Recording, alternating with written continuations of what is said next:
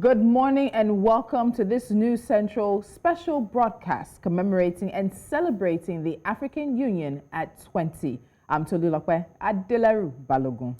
And I am Joe Hanson, and we want to say thank you so much for joining us this morning as we take a look at the African Union turning 20 years, no doubt. It is the continental organization that is set up to uphold the ideals of unity, progress, not forgetting to bring in everyone together to make that continent indeed thrive and look forward to a sustainable development, especially as we are about to take a look at the areas that they have been able to achieve this. Well, today promises to be exciting. More importantly, it promises to be insightful to do. And it definitely does. The African Union coming up from the AU, coming up as something that rose from the vestiges, I think we might say, of the OAU. And the vision of the African Union was that of an integrated, prosperous, and peaceful Africa, driven by its own citizens and representing a dynamic force in the global arena.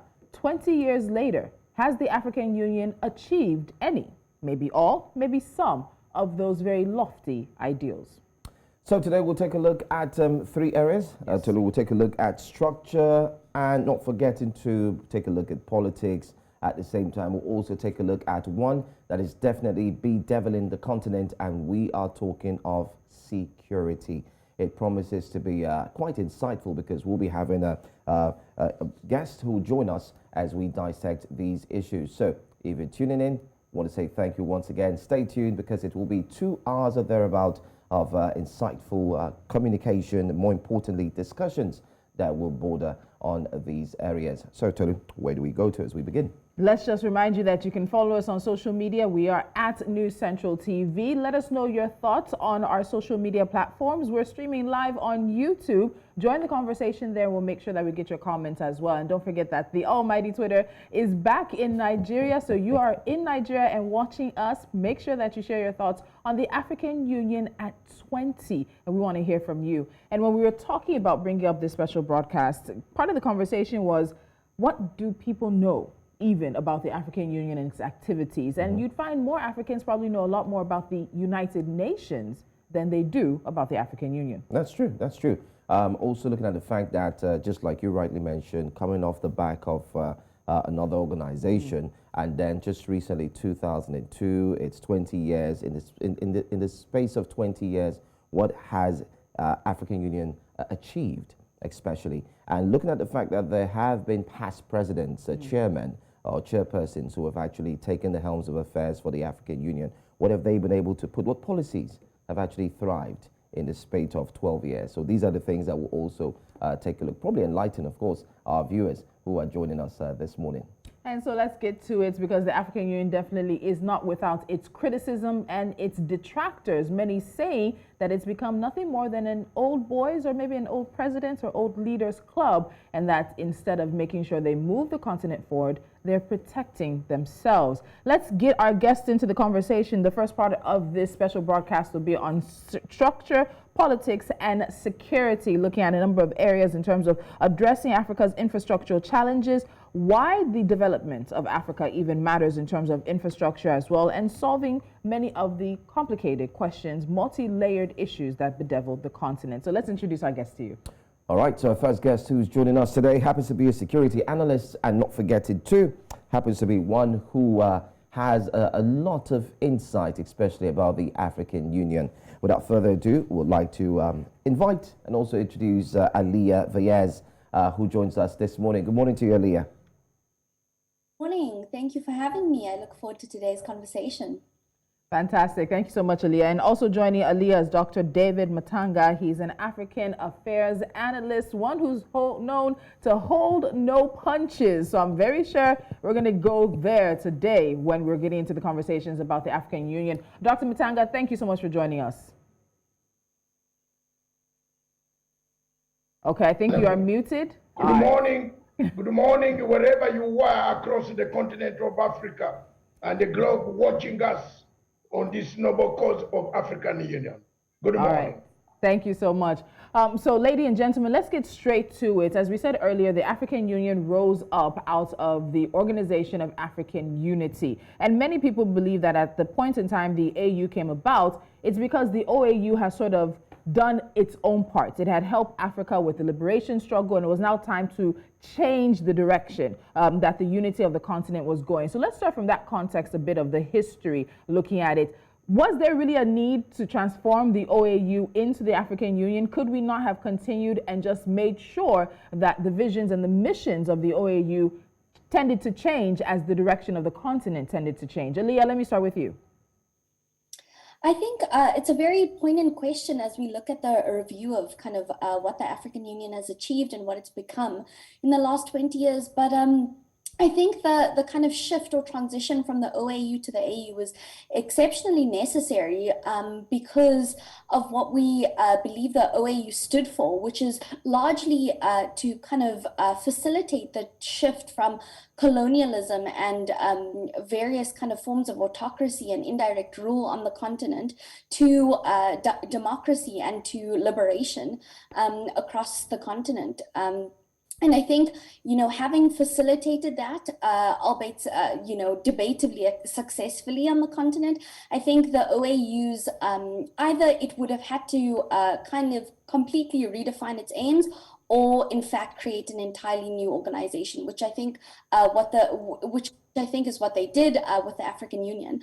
And despite the fact that there are several kind of its issues of the issues the OAU tried to address still present on the continent today. So, for example, foreign intervention, indirect colonial ties in several African countries. I think the creation of the African Union was incredibly necessary, given that the continent was trying to steer in a new era, if I may, that focused on very specific kind of inward-looking and self-sufficient aims. So whether it would be unity and solidarity, political and socio-economic integration, peace, security, and stability on the continent. Those don't mention anything, having to do with colonialism directly. I do think, there are definite ties and carryovers, positive carryovers between the OAU and the AU. So, of course, the biggest one being facilitating and promoting unity on the continent.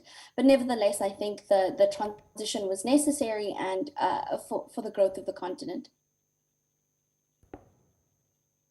All right. Okay. Thank you so much, Aaliyah. Taking a look at the backdrop, especially of the OAU. But let's start off first and look at infrastructure, which would be one of our main points as we go into this first hour, so to put it. I'm going to go straight with you, Dr. David Matsanga. Africa, indeed, is a continent that is highly, I'd say, blessed with a lot of resources, and you know it. But let's look at the infrastructural basis of Africa. There has been infrastructural deficit from one point of Africa to the other. What do you think the AU has done in the course of 20 years, especially as we look at AU celebrating 20 years in line with infrastructure? Thank you very much. I think on this panel, I have been there when both were created. 1963, I was born, I was in school when AU was formed. An Organization of African Unity was formed. Again, in South Africa, when the OAU turned into AU, I was there. But I can tell you there have been a few changes. Some of them negative, completely negative, some of them positive. I think the AU had changed to a positive nature when Muammar Gaddafi was still alive. And this program, we must tell each other the truth, that Muammar Gaddafi encouraged the people to unite. He was looking at the dream of Kwame Nkrumah. When Kwame Nkrumah said, seek ye political unity, then economic unity, infrastructure, which you are talking about, would come automatically. Otherwise, we shall come back to be haunted.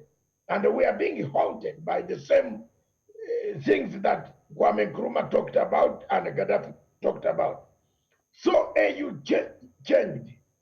We were promised infrastructure. We are promised lots of things, even a passport. I think, don't forget, about 5, 6 years ago, we are told we shall have an African passport. And all of us filled our forms. I was in category number 4 as one of the Pan-Africans. I filled my forms and all of them photographs were taken. I don't think anybody in Nigeria or anybody in South Africa or anybody in Uganda, apart from President Museveni and the Foreign Minister, who got those passports. The rest of us have not got. Infrastructure is still the obstacle of Africa. And the AU has not done much to create a climate for infrastructure. AU has done much to create a climate for war and a conflict. They have been part and parcel of, especially in the last 6 years, of the current AU chairperson, Dr. Mohamed Faki from Chad. We have seen more conflicts on the continent, more military coups coming on the continent than the previous African Union chairperson people. So I am being frank. And if you want to ask me, an African watching me, we have been captured. And I will explain to you later on to say Dr. Mohamed Faki has actually let us down. He has rented us to the French. And I am one of the few people who does not hide. Because at my age, 67, I can go down. If the French don't like me, I'm not bothered. But I want to tell them the truth, that they should now start checking their foreign policy. Why is it that their foreign policy is collapsing in most of their states? Coups. Younger men are coming out of the barracks, going for the democratically elected leaders. How many of us, of the leaders who are going to be removed and killed? The French need to readjust their involvement in African Union affairs. And I'm being frank. All right, so I want to pick up from there because some might say it's a structural issue of how the African Union is set up. So let's quickly look at some of the things around the structure. So the African Union has the Assembly, which is composed of heads of state and government, and that's the supreme organ of the Union. You also have the Executive Council, composed of ministers or authorities designated by governments of member states. There's the Commission, the Permanent Representatives Committee, the Peace and Security Council, the Pan-African Parliament, the Court of Justice, which many Africans will say they hear very, very little from. So, Aaliyah, let me come back to you. When you hear David say that the African Union has done more to create a climate of war and conflict under maybe one chairperson, is it just related to the chairperson and his direction, or is it a structural issue that we're seeing play out with how the AU is able to really direct its mission and vision for the African continent? I think that's an age-old question, to be very honest, and has been asked since, almost the formation of the African Union, simply because, as my fellow panelist has mentioned, Africa has seen, a rise in not only, full-scale conflict, but political instability, economic insecurity, social, unrest, and humanitarian crises. And I think when we talk about the African Union's structure, we have to mention the fact that there's a very, arguably solid policy infrastructure, whether it is the African Union, continually coming up with declarations, more committees, more pledges, programs and policies that on paper ask the right questions and target the right things. So I think in that sense, on the paper or theoretical side, I think the African Union has served as a somewhat successful platform in pushing the envelope in raising poignant issues that need to be addressed on the continent, whether it is, for example, this year's theme of the African Union is building resilience in nutrition. Nutrition, as a humanitarian crisis on the continent, is very relevant to the time. However, of course, as analysts, as critical thinkers, we must ask, to what extent has this been successful on the ground, beyond theory, beyond policy, committees, meetings, across the continent? And I think that's where the real kind of debate is, which my fellow colleague mentioned, is that the African Union has now had a a long history of setting these really ambitious goals for itself. Since whether it is silencing the guns, for example, ending conflict by 2030, Agenda 2063, these are all, as I mentioned, relevant topics for countries across the African continent, whether you're experiencing civil unrest or war, terrorism or not.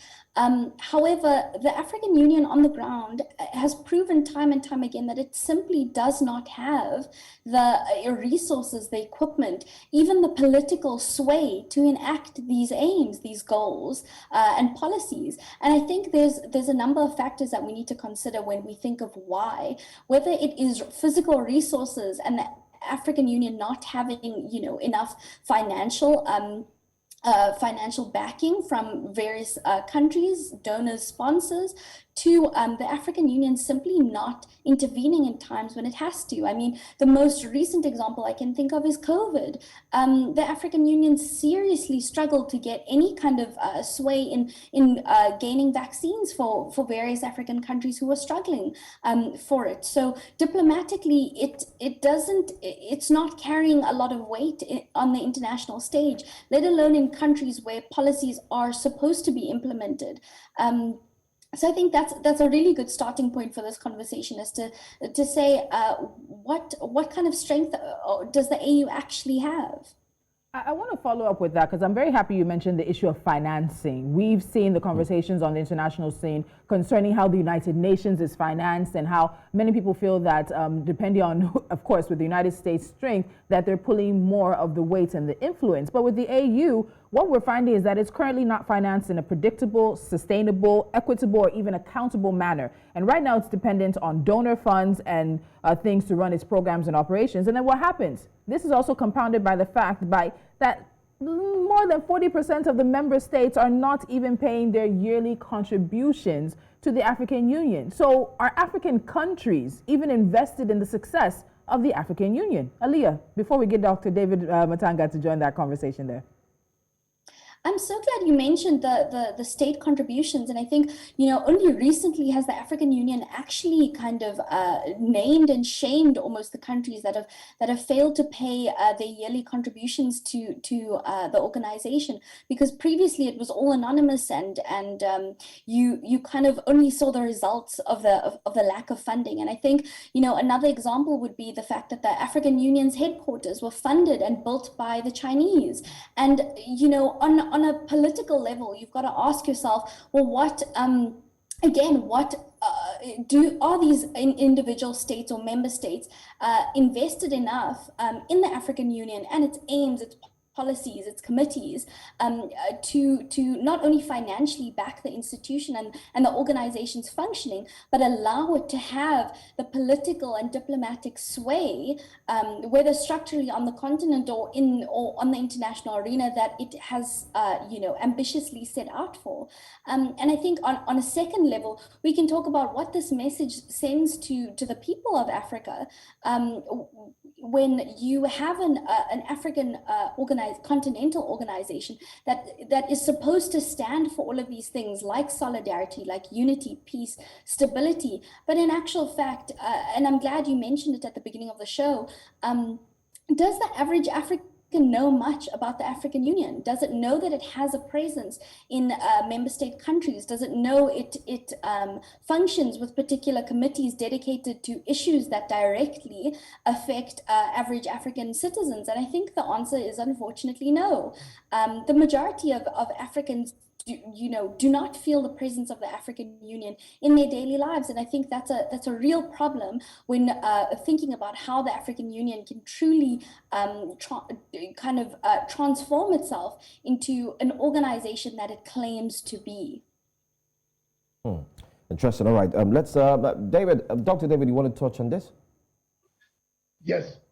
I think my sister has brought out quite a number of issues, and these are serious issues that we must consider. First, the structures of AU, as she asked about the structures of AU, they were made to fail.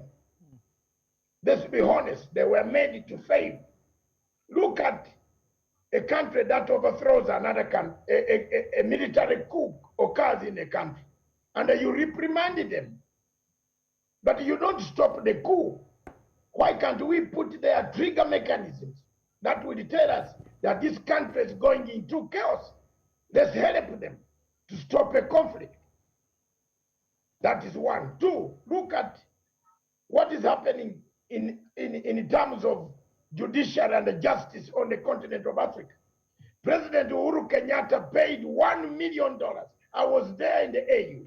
Kenya paid $1 million for the setting up of the African Court of Justice and Human Rights, so that we don't ship our African people, take them to The Hague, take them to Holland for trial. Up to today, this is 5 years. That money has been eaten. I want to be candid on this program. There is corruption in African Union.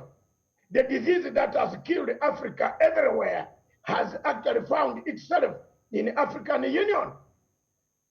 I made a report, an investigative report, an intelligence report of investigation of about 60 pages, where jobs were given to women or men. Either they have done their favors with the either partners. And that report was handed over to Kagame, and you can see it on my Pan-African Forum website. 4 reports of intelligence. Corruption has entered African Union. 2, or number 3, look at the situation of where you are a beggar and then you can threaten the person who has given you the money. Can we threaten the people? Can we threaten France? Can we tell France to get out of Africa? Yet France pays almost a quarter or 3/4 of our budget. Can we tell them to get out? For example, can we tell China to get out? The building that we have was built by China. And what we have brought in the African Union, and you are talking about structures, we have brought first over the biggest structures, the biggest building, which was given to us free. Then we have now transferred external intelligence structures that have come to Addis Ababa to spy on us. All the external intelligence are fighting the Cold War. America is fighting, is asking, how did China build this house here? Germany has built a building next to that, to the AU. If you go to Addis Ababa, I've been there and I've watched it. The French are inside. And you had all these scandals of telephone tapping our heads of state. Another point that you have to look at are conflicts on the continent of Africa. Look at Libya, for example. African Union lacks structures that it recognizes the government in Libya, in Tripoli. The same African Union went and recognized another government in Benghazi under the chairmanship of Assisi, General Assisi of Egypt, because Egypt was funding General Khalifa Haftar to overthrow the government that the AU had recognized. Is that what you call an African Union? No. This is an African village of confused people. Because you cannot tell me the same African Union recognized the Libyan government in Tripoli, and then the same African Union went and sat together with General Khalifa Haftar in Benghazi, divided Libya, allowed Turkey, allowed France, allowed Russia to enter Libya to divide Libya.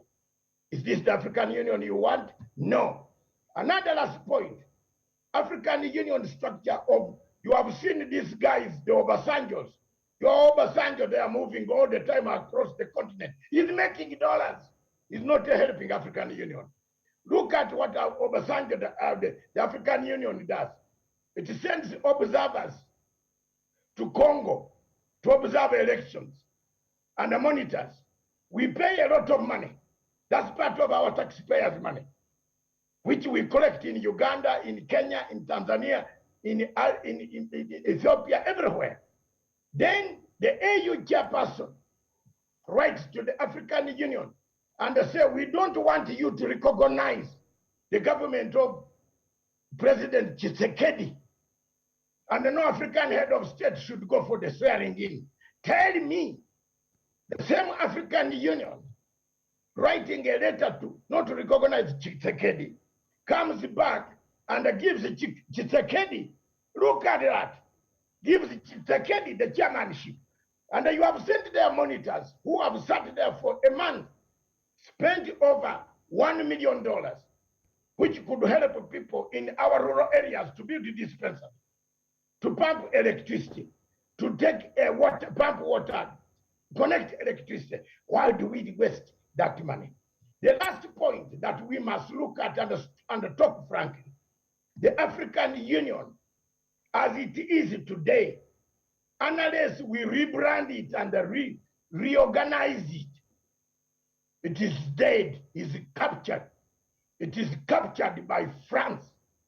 The killing of President of Chad was one of the most worrying things on planet Earth. The rebels who came to kill the president of Chad are based in South Libya, funded by Egypt, funded by France. And the AU chairperson knew these rebels who came and killed President Idris. We have not condemned. We only came and installed the sun, but we left 300 to 3,000 rebels who are holed up in South Libya, supported by Egypt, a very big partner of African Union. Is this African Union you want? No. I have so many examples. The only place where African Union has been successful is AMISOM. Maybe AMISOM. But how many years have we fought the war? How many years have we fought the war in Sudan, in Somalia? Do we have an exit strategy in Somalia? Are we going to fight until God comes back? Why are we fighting in Somalia, killing us? If I wish they allowed us, we Ugandans alone, we have over 1 million soldiers. We Ugandans, including myself, we would have gone to Somalia and removed these terrorists to Indian Ocean. But African Union says, AMISOM, come on, don't do this. Look at what has happened. How many years have we fought in Somalia? So many years. Is this the African Union you want, or you want to change it so that it can bite, so that we stop the coups? There are so many coups, even where you are sitting, there could be one. Anytime, there are so many coups in the Sahara region that are going to take place. All these young men are coming back in the barracks, from the barracks to overthrow us. I'm telling you, it is going to happen. Call me again on this station after 1 year. You will see if there are countries in the Sahara region with the democratically elected governments. They are going to collapse.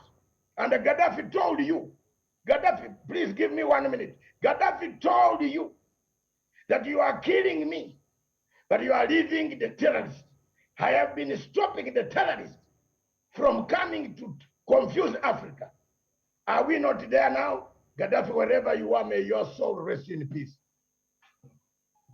Well, you've said a whole lot, Dr. David Matsanga, and we'd like to touch some of your points, but let me quickly go to Aaliyah this time. We're still looking at the structure of the AU before we go into other aspects of it. Now, Dr. David has highlighted that there is corruption, or there seems to be corruption. I mean, allegedly, although you said you've done a report on that, but let me go to you, Aaliyah. Aaliyah, looking at the fact that the AU, with a structure, internal structure, came up with an Agenda 2063, which also had aspirations, numbering from 1, 2, 3, 4, and so on and so forth. Also, while coming up with these aspirations, a lot of presidents who actually have mentioned these aspirations seem to have challenges in their own country. Let's look at the chairperson himself. I'm talking about President Antoine Tshisekedi of Congo. Now, Congo is also going through a whole lot. So many are asking, shouldn't these aspirations, like they say, charity starts at home, shouldn't it begin from the chairperson himself, who are blessed with cobalt, copper, name it, but yet they are going through lack of education, hunger, poverty, and so on. So where is the AU in acting to help the presidents who are on board of the AU? And what's going, just to sum things up, how can they actually make this effective? I think, I think Dr. David also touched on the question of where is the AU? And I think, individual member state interests have trumped time and time again continental interest at the AU level, where we see that, yes, there are these committees we've mentioned, the executive we've mentioned, the near like cabinet like structure, at the head of the AU with a rotating presidency, but at the same time, you've got, a selective, almost a selective policy making and selective policy implementation of the AU, where certain things are emphasized over others in certain countries. And you also see, you mentioned that the African Union had turned into a sort of old boys club. There's certain things there's certain presidents on the African continent. So, for example, President Museveni, nearly 40 years of rule, the AU simply does not have the political clout or the structural clout even to stand against a president like that and kind of dictate the terms of how his country should be run, let alone across the whole continent. And I think, when we talk about what should be done, that's a very challenging question that I think analysts around the world have asked time and time again, suggesting things from fresh blood in the African Union organization to an entire, overhaul of the organization's kind of core aims and ambitions to make them more realistic, to make them more measurable, albeit they are still relevant today. And I think, when you said charity begins at home, we've got to talk about why the African Union is so hesitant to intervene, to speak up. Why will it recognize, as Dr. David mentioned, why will it recognize certain governments and not others? What are the political power plays being happening in those situations? And I think, whether this has got to do with the long-term rule of particular presidents in certain countries, or, foreign interests that Dr. David mentioned as well, foreign interests that are dictating the agenda of the African Union, we've really got to interrogate, well, how much buy-in do Africans have in this organization? Because I think the answer is very little, and that directly correlates to the very low impact of the African Union in member states. All right, so I want to pick up from there, because in part of the structure, we also have to understand how the AU is set up. So it's always faced criticisms of how it has responded to emerging crisis and even more. But that's also because there is a principle of national sovereignty, basically leading to non-interference that the AU has. And then it also has a subsidiarity as well. And that basically means it allows the regional sort of organizations to take the lead when it comes to some of these issues. And this was really highlighted when former South African President Thabo Mbeki actually asked the AU to intervene in what he called the unconstitutional candidature of Cote d'Ivoire's former President Alassane Ouattara when he was running for a third presidential term in October of 2020. And we saw how that played out.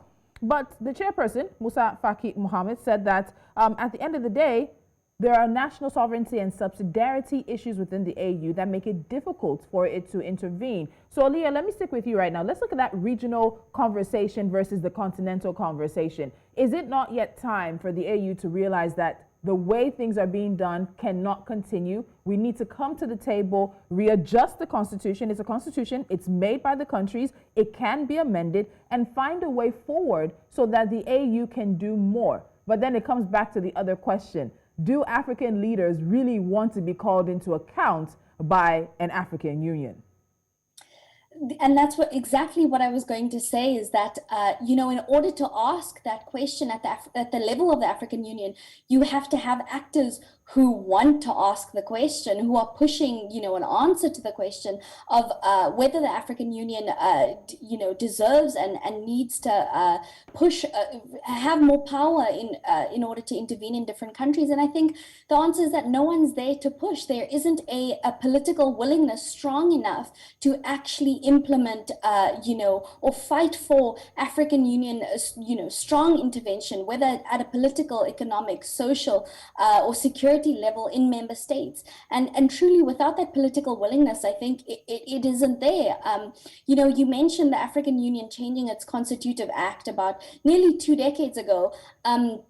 To intervene in certain internal affairs of member states, but it's again, time and time again, it's remained reluctant to do so despite ripe circumstances, whether it is humanitarian crisis, whether it is endemic corruption to the political landscapes of African countries, to insecurity, rampant insecurity in the form of terrorism or separatist movements or extremism, that have rampaged certain African countries. I think the African Union, it has sent, I won't deny it sent mediators. We saw your program mentioned observers, of African countries' elections, but I think it's simply not enough, and that's what I think this conversation keeps boiling down to. It's not enough, and it cannot be enough when the situation in the majority of African countries requires or is demanding more.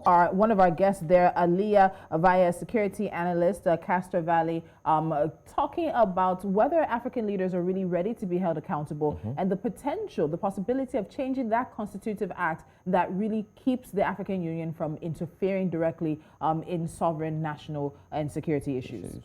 That's right. Yeah. Anyway, we'll go for a quick break. When we come back, we'll talk some more as we will be looking at the infrastructure. Most definitely, especially one particular angle that all Africans are interested in. Stay with us. We're looking at African Union at 20.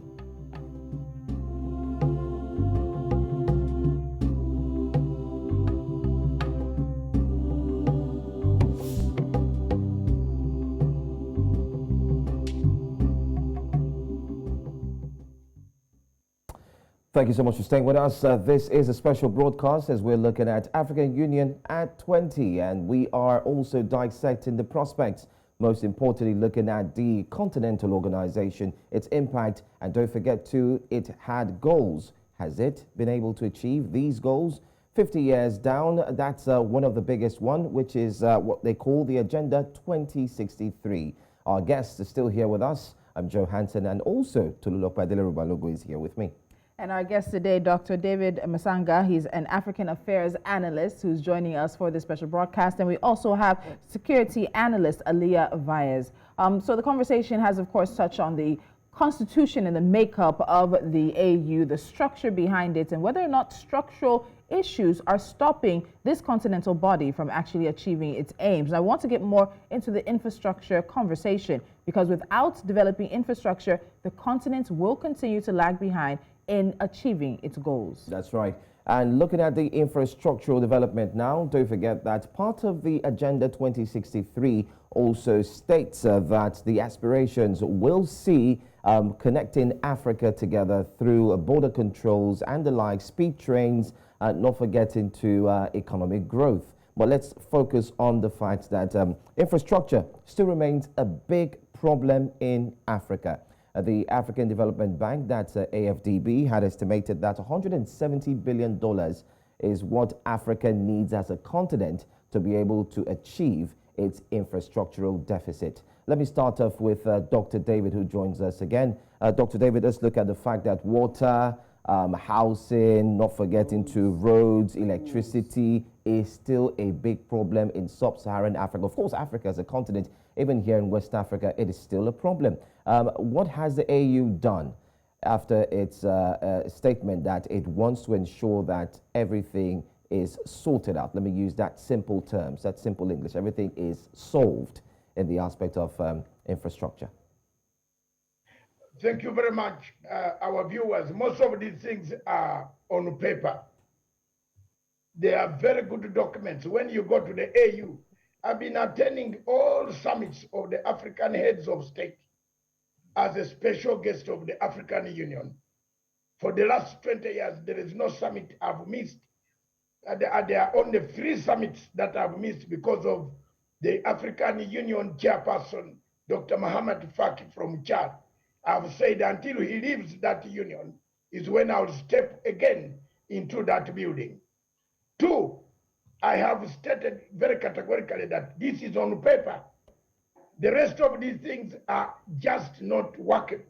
For example, a Nigerian going to South Africa, you need a bag of documents to prove to South Africa that you are coming to see someone in South Africa or to see Kruger Park in South Africa before you return to Lagos or Abuja or Enugu or Onitsha or Ibadan. You need to carry documents of this nature. That is infrastructure. You need, when we talk about infrastructure, let's not talk only about buildings, about hospitals, about roads. Movement of people is also part of infrastructure. If you build those roads and you have no people moving on them, then you won't have the roads there. They are not necessary. We need the roads. As the roads move, people also need immigration rules. The rules for border crossing, customs, border crossing, trade. They have just signed a treaty of trade. Some countries in Africa have not even ratified the treaty. Nigeria was one of the countries that went back home first to think before it signs. Yet Nigeria has a population of 200 million people who would benefit from, if they signed, all the goods that you got to buy in Dubai can be bought in Kenya, can be bought in Egypt. And you get a lot of money. You can sell your goods also in Kenya, or you can buy the goods from Nigeria. So all these documents are on paper. They are very good documents, very good writings. Africa is not yet very, very good at infrastructure. My sister up there talked about the structure of the Constitution. I think you are talking about something. My dear, the Constitution of AU was made, you die first, then they help you later. Did you know that?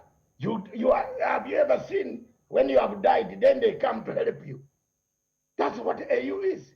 And the security expert here will tell you, AU comes and condemns a coup. And then some people, you condemn a coup, why don't you stop the coup? We should change the constitution, the framework, that a neighbor is being beaten, and you say you don't interfere in the neighbor's affairs. Yet people are being killed. We had a dictator in East Africa here called General Idi Amin, whom I stood and went to Bush at that age to fight against. But most of the African heads of state told Nyerere that you don't need to interfere in the affairs of Uganda government. Nyerere said, no, I will interfere. He sent troops across into Uganda to stop Idi Amin from slaughtering us. Some of us are here, are products of Nyerere's liberation.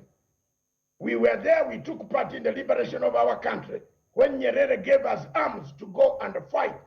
But the AU Charter today don't interfere in internal affairs of a sister state. When a sister state is killing people, there are so many instances today in Africa where people are being killed by their own states. And another point about infrastructure. How do you talk about infrastructure when you don't even pay your school fees? Can you blame the headmaster when you have not paid your school fees or university fees? You go to the university and blame the chancellor of the university and say this university is not very good. Some of the African countries have not paid their dues. They are found in arrears of about 20 years. They have never paid since AU was formed. It is on record. These are some of the things I investigated and brought out and handed them to the heads of state. The heads of state are now moving. They will have next month. They have a summit What is the summit for? How do you go to a summit when the capital of the summit is surrounded by 20 kilometers away from the capital?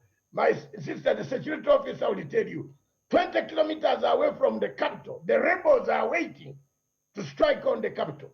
We can't solve any problem because of structures. The structures of AU says, until Ethiopia invites you, is when you can save Tigray. Until Uganda invites you, is when you can sort the problems of Uganda. You can't come into my state. So we must change those structures.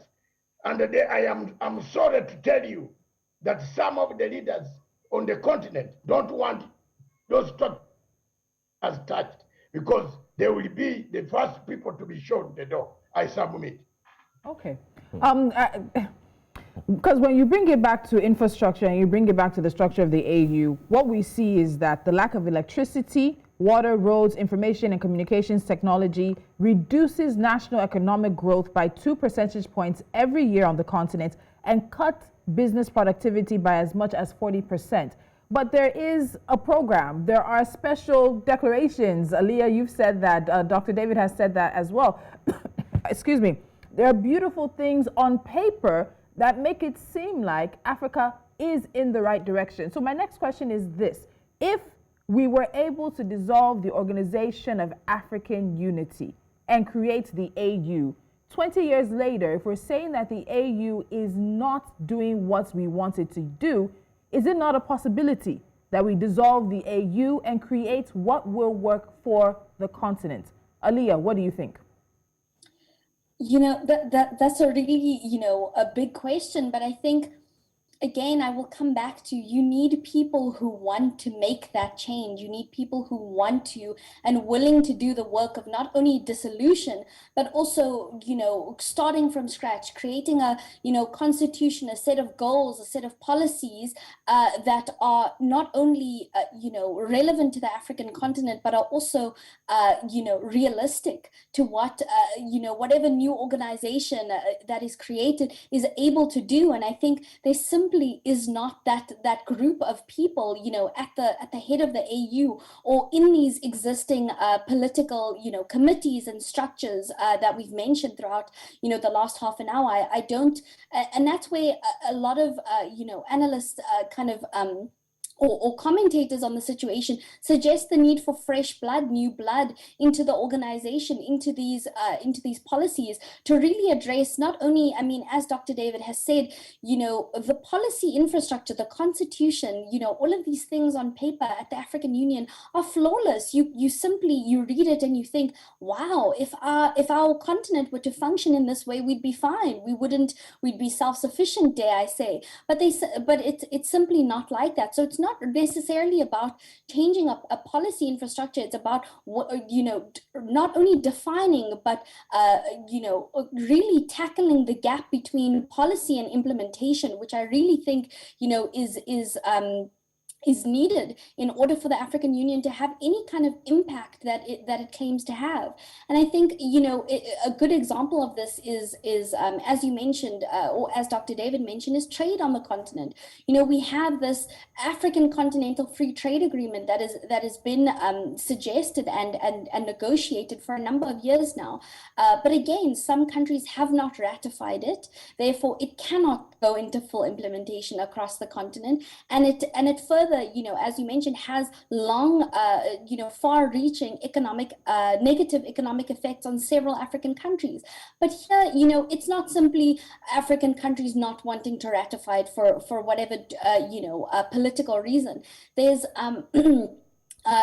there are very specific countries that will not put aside their state interests, for the good of the continent, i.e. the implementation of this African Free Continental Agreement. So, for example, Nigeria is still closed to trade with Benin. Uganda and Rwanda don't trade. Kenya has a number of non-tariff barriers that show no signs of removal anytime soon. So the African Union, simply has not played its part in stimulating the removal of trade barriers. let alone to you know, a large extent put into practice the Continental Free Trade Agreement. And I think, you know, there are a myriad of factors that we need to consider. There is why aren't states willing to take a step back from domestic and state interests to better the continental kind of program that the African Union has for long pushed, you know, albeit only on paper and only in theory. And I think it's simply because the African Union, you know, it's become a placeholder. It's become, you know, simply a show of that we have one. We've ticked a continental box that, you know, perhaps the European Union has set as a standard for us. And to be honest, you know, when we talk about why the African Union's constitution and policies and its paper-based you know, achievements are so good, is because the European Union did a lot of the groundwork for them. We copy pasted a lot of what you know, the European Union or the EU member states had done, you know, 20, 30 years ago. But what, you know, what is the initiative coming out of African countries, you know, itself at a continental level? And I think the answer is very little. Well, take a look at it like Dr. David has said, and you have also said, Aaliyah, it really looks beautiful on paper. Let me just reel this out for you quickly. It says part of the aspirations is the implementation of the Grand Inga Dam project. We also have the integrated high-speed train network. And the one that also sounds very interesting to me and exciting is the single African air transport market, which, of course, would link interregional connectivity, and then there will be unified air. But I just want to ask this last question quickly to Dr. David, hopefully before time, if Aaliyah, if you could also touch on it. Now, we also should recognize that some of these African countries also belong to regional blocs. For instance, we have about 8 regional blocs. You've got ECOWAS, you have SADC, you also have IGAD, EAC, and they're recognized by the African Union. So, isn't it too much to ask for when you have countries that belong to different regional blocs and yet are still part of the African Union, and yet they're not able to attain this goal of infrastructure? So far, it was very clear in South Africa when we changed to African Union. Some countries said they had made progress. East African Community, for example, had made progress.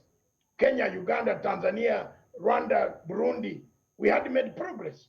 There was quite a lot of progress in the East African Community, but still, as my sister said, there are barriers. There are barriers to customs, there are barriers to immigration.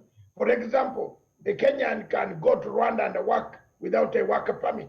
A Rwandese, a Ugandan can come to Kenya to work without a work permit. Kenyans can go to Uganda work without a work permit, except if you're an expert. Some of these regional bodies have worked so well. ECOWAS on security, you have seen it sends troops to make sure that the troops in Gambia, Mr. Yahya is out. They have done very well. But the point we have here is this. There were 2 groups. There are 2 groups. And I don't want to miss this point. There are 2 groups now in the African Union. The French-speaking countries and the English-speaking countries. I'm telling you, any motion that you bring, which is very good, the French-speaking countries are more than the English-speaking countries in the African Union. And they go and gang up against a good motion, a good person. You saw a few days ago, a few weeks ago last year, MPs from the African Parliament were beating each other in Parliament. You saw in South Africa. I think my sister will tell you there was a fight between the French and the English-speaking people who wanted to take the African Union Parliament leadership. There are too many problems. The regional bodies have tried. ECOWAS has, SADC is a good example of how a union can be run. SADC takes decisions. If you have violated the rules of democracy in SADC, you don't come and sit on their table.